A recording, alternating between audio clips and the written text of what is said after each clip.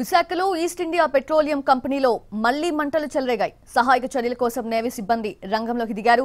నిన్న కంపెనీలోని ethanol tank పై పిడుగు పడటంతో మంటలు చెలరేగాయి. ఆ మంటలు ఇంకా అదుపులోకి రాలేదు.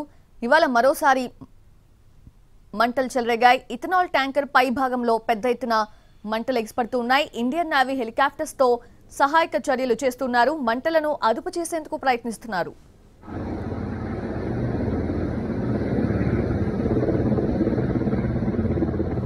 విశాఖలో ఈస్ట్ ఇండియా పెట్రోలియం కంపెనీలో మళ్లీ మంటలు చెలరేగాయి. సహాయక చర్యల కోసం నేవీ సిబ్బంది రంగంలోకి దిగారు.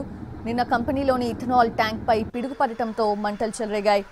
ఆ మంటలు ఇంకా అదుపులోకి రాలేదు. ఇవాళ మరోసారి మంటలు చెలరేగాయి.